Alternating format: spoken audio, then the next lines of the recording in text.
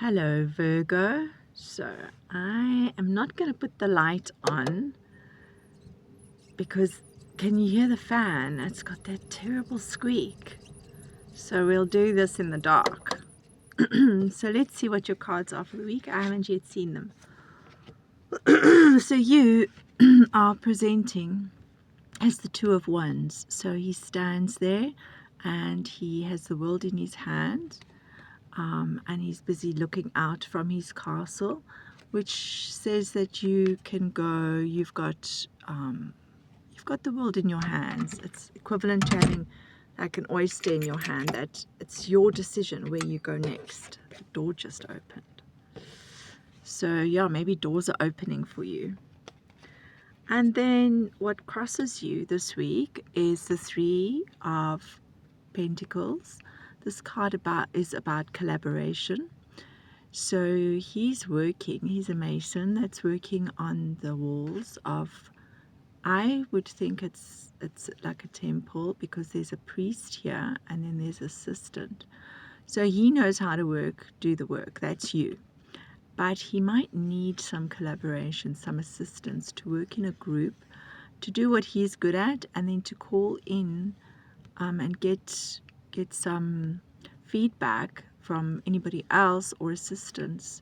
So it's to work in collaboration, not all by yourself. Maybe you can do 80% of a job, but you need help with an additional something.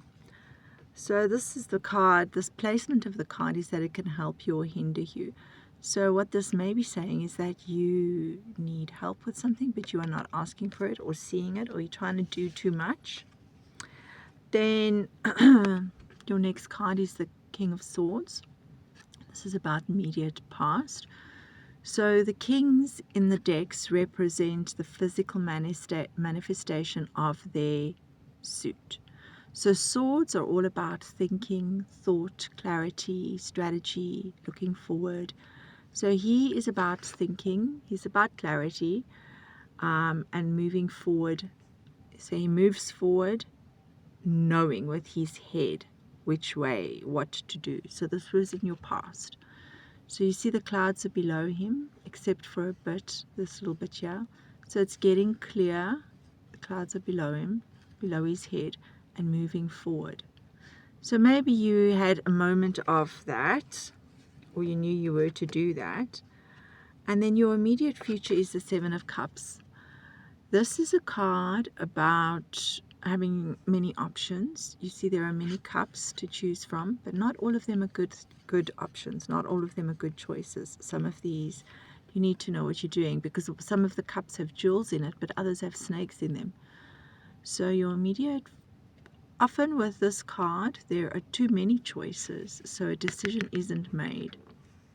But this card says that you know the decision. You've come into this space knowing that you have the clarity. Now you've got to make that decision on the correct choice. Then in your head, in your consciousness, what's going on is the Six of Cups. I love this card. It is about that childlike innocence.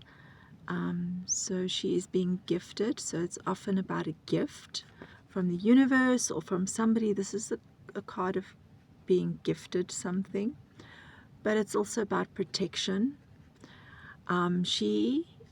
This child, is within the castle walls where she is protected and safe. And all these cups again that are given to her, which is very reminiscent of this card of your future, of all these cups again with different things in. And I suppose they're all gifts. Even our issues and our problems are our lessons. Here again, there's often, the problem is the choice isn't made. And here again,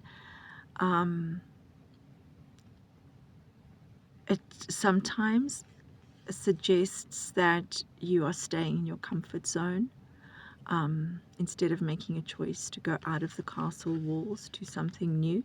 Whereas this king, he would leave the castle walls and he would go forward. Because, wow, in your subconscious is the Queen of Swords. I love it when I get the King and Queen of the same deck together, the King and the King, Queen of Swords. So they are about moving forward with your head, even though she's in the subconscious. So this could suggest, because of her placement, that even though here you may be dithering with a decision on the right choice, or you might be making the wrong choice. You might be giving too much away with this card, this gifting card. But in your subconscious, in your heart of hearts, you know what the right choice is. She's very clear where she's going. She knows in her head, and he follows through with it. They are also a power couple. They are also like soulmates. They are, what's the other word for soulmates? Then what's going on around you is celebrations. This is a victory. These are celebrations.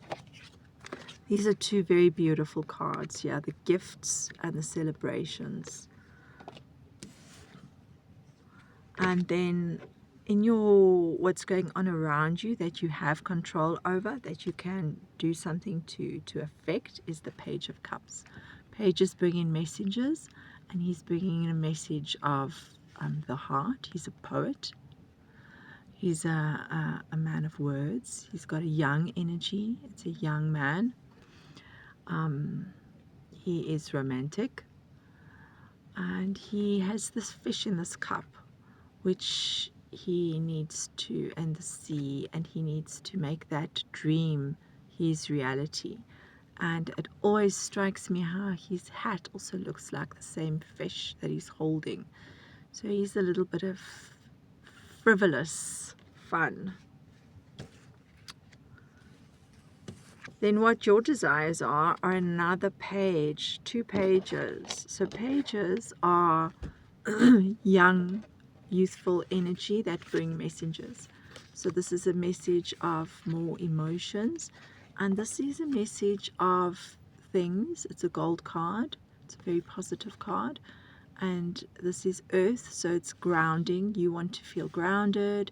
You want to feel like you have enough, and this could be coin or time or anything that you need so that you have enough. That's what you want. And then your guides are telling you, or your higher self, temperance. Temperance is about balance. It's an angel, so you are protected in this time.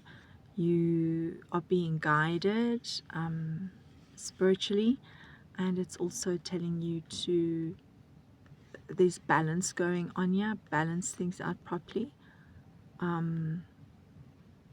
Because if you go from here, you can take this path to this joy, which I dare say is this castle, which you may still be working on. Here you are working on the castle, and here you are standing on the castle, and you are looking back at how far you've come. So Virgo, I hope that helps you, and thank you for letting me do your reading. Bye.